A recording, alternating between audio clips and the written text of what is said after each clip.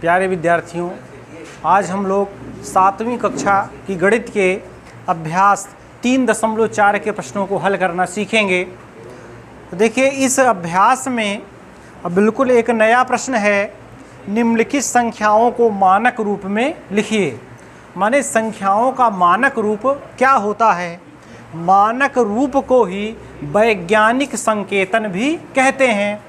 तो कभी कभी वैज्ञानिक संकेतन का प्रश्न पूछता है या मानक रूप पूछता है। तो सबसे पहले आप जानिए मानक रूप होता क्या है। किसी भी संख्या को 10 की घात की गुणा के रूप में लिखना, 10 की घात की गुणा के रूप में लिखना ही वैज्ञानिक संकेतन कहलाता है। तो वैज्ञानिक संकेतन की परिभाषा या मानक रूप की परिभाषा क्या है? किसी भी संख्या को 10 की घात की गुणा के रूप में लिखना ही वैज्ञानिक संकेतन कहलाता है। जैसे संख्या यहाँ पर लिखी है 3000 लिखा है। यदि कहा जाए इसे वैज्ञानिक संकेतन में लिखिए तो फिर हम क्या करेंगे?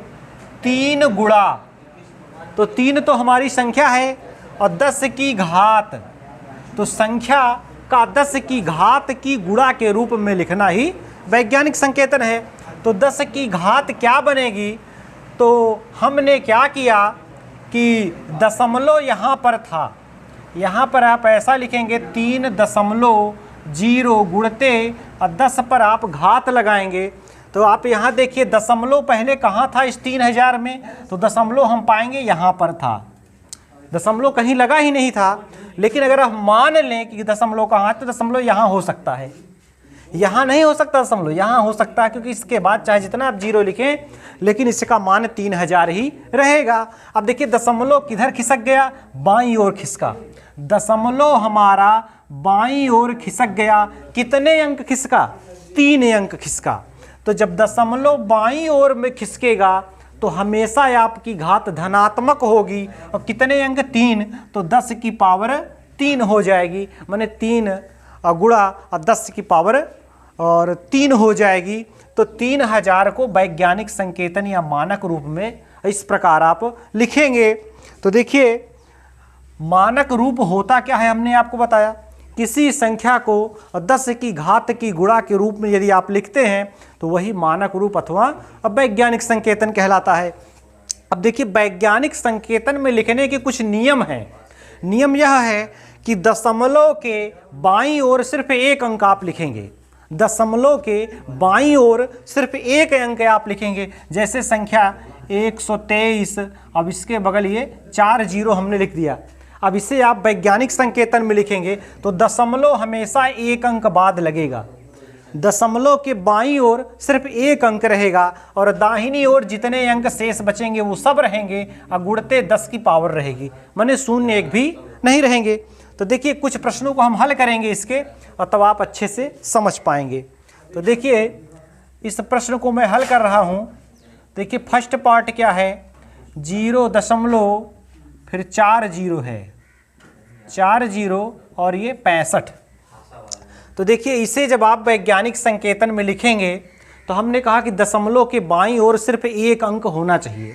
दशमलव के बाईं ओर सिर्फ 1 अंक, तो यहाँ दशमलव माने यहाँ पर आप लाइए तो यहाँ हम लिखेंगे 6.5 गुणे 10। इतना तो आप लिख लीजिए, 6.5 गुणा 10।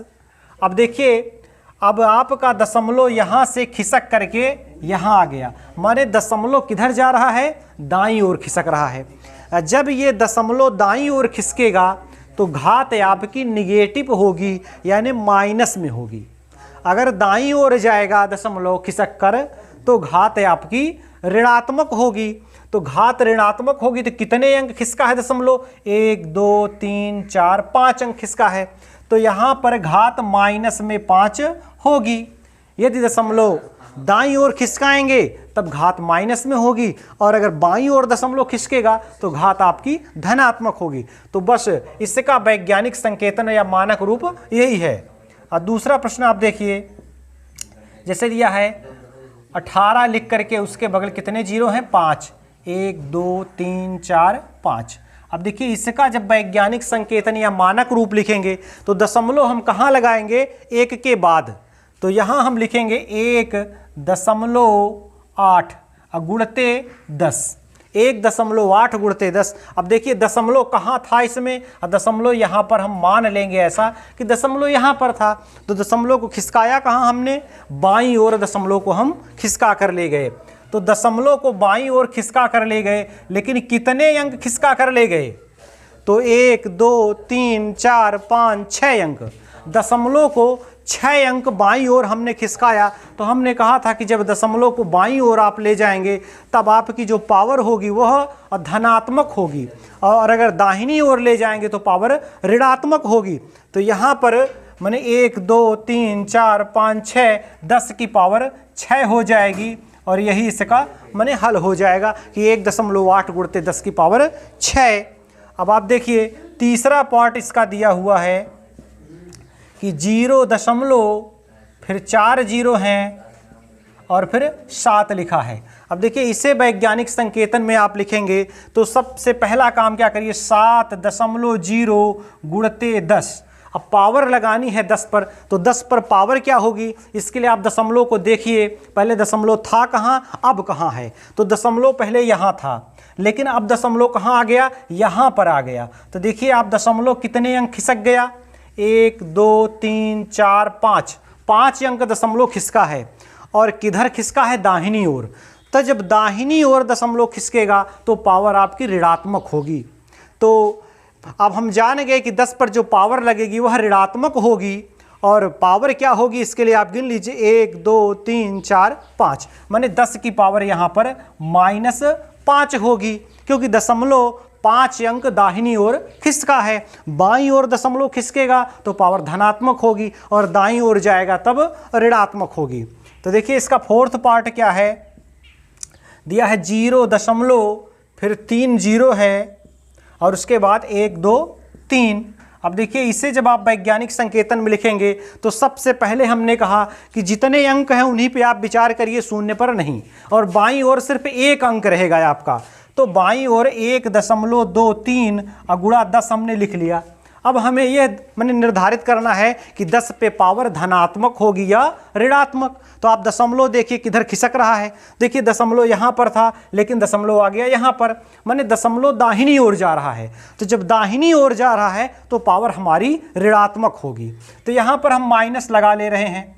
अब देखिए कितने अंक खिसक गया, तो 1 2 3 4 अंक हमारा दशमलव खिसका है, तो यहाँ पर पावर हो जाएगी -4 हो जाएगी। तो मैंने 1.23 गुणा 10 की पावर -4। तो इसका हल हो गया। फिफ्थ पार्ट आप देख लीजिए, फिफ्थ पार्ट में दिया है 275, और इसके बगल शून्य कितने हैं, 3 2 5, 2 3 4 5। अब देखिए इसे वैज्ञानिक संकेतन या मानक रूप में लिखेंगे तो हमने कहा जो अंक हैं उन्हीं पे आप विचार करिए। तो 275 यही 3 अंक हैं, और बाईं ओर सिर्फ 1 अंक रहेगा। तो 2 हमने लिखा, 0.75 हमने लिख लिया, तीनों अंक लिख लिए, और दशमलव के बाईं ओर सिर्फ 1 अंक 2 है। गुणे 10 के पावर, अब 10 की पावर धनात्मक होगी या ऋणात्मक, पहले इस पर विचार करिए। तो आप देखिए दशमलव कहाँ पर है इस संख्या में, तो दशमलव तो कहीं है ही नहीं। तो इसका मतलब कि दशमलव यहाँ पर है, क्योंकि यदि हम यहाँ पर दशमलव लगा दें तो इस संख्या का मान परिवर्तित नहीं होगा, लेकिन यदि यहाँ हम दशमलव लगा दें तो मान इसका परिवर्तित हो जाएगा। इसलिए दशमलव आप मान के चलिए कि यहाँ पर है। अब दशमलव यहाँ से खिसक कर आ कहाँ गया, यहाँ पर आ गया। तो हम देख रहे हैं कि दशमलव हमारा बाईं ओर खिसका है। जब दशमलव बाईं ओर खिसका है तो पावर हमारी धनात्मक होगी, और दाईं ओर खिसकेगा तब ऋणात्मक। तो दशमलव बाईं ओर खिसका है तो पावर हमारी धनात्मक होगी। अब लेकिन पावर कितनी होगी, तो आप दशमलव देखिए कितने अंक खिसका है, तो 1 2 3 4 5 6 7 अंक हमारा दशमलव खिसक गया है। तो यहाँ 2.75 गुणते और 10 की पावर 7, इसका ऐसा माने उत्तर हो जाएगा। यही वैज्ञानिक संकेतन है या यही मानक रूप है इसका। चलिए अगले प्रश्न को देख लेते हैं, एक पार्ट और है इसमें। तो इसमें दिया हुआ है मैंने 425, और इसके बगल में 4 0 है। तो देखिए अब यहाँ भी देखिए जैसे ये फिफ्थ पार्ट था वैसे यह भी है, कि दशमलव कहीं पर नहीं है। तो दशमलव कहीं पर नहीं तो सिर्फ 425 आप पहले देखिए, इसको 4.25 ऐसा लिख लीजिए गुणे 10, इतना आप लिख लीजिए। अब देखिए 10 की पावर धनात्मक होगी या ऋणात्मक, तो धनात्मक पावर होती है या ऋणात्मक, इसके लिए हमने बताया कि यदि दशमलव दाईं ओर जाएगा तो पावर ऋणात्मक होगी, और यदि बाईं ओर आएगा दशमलव खिसक करके तब पावर आपकी धनात्मक होगी। तो यहाँ दशमलव कहाँ आप मानेंगे, दशमलव यहाँ लगा है ऐसा आप समझेंगे। तो दशमलव खिसक के आया कहाँ, इधर खिसका है, 4 के पास आ गया है, माने दशमलव बाईं ओर खिसका है। तो जब बाईं ओर दशमलव आया है तो इसका मतलब हमारी पावर क्या होगी, धनात्मक होगी। अब धनात्मक पावर हमारी होगी, लेकिन पावर होगी क्या, तो जितने अंक दशमलव खिसका होगा उतनी ही पावर होगी। तो 1 2 3 4 5 6 अंक दशमलव हमारा खिसक गया है, तो यहाँ माने इसकी पावर 6 हो जाएगी, माने 4.25 गुणा 10 की पावर 6 हो गई।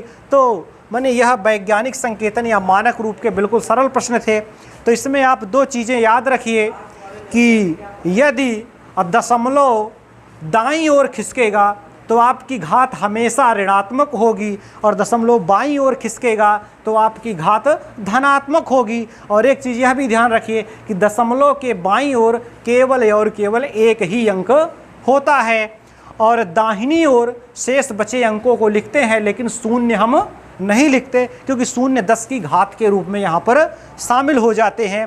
तो इस प्रकार से मैंने पहले प्रश्न को हमने हल किया, और एक बार आप स्वयं इन प्रश्नों को हल करें। यह तो हल है, अब प्रश्न भी आपके सामने हैं, तो प्रश्न आप स्वयं से नोट करके एक बार अपने से हल करने का प्रयास करें। यदि ना समझ में आए तो आप दोबारा से इस वीडियो को देख करके अब प्रश्नों को समझ सकते हैं।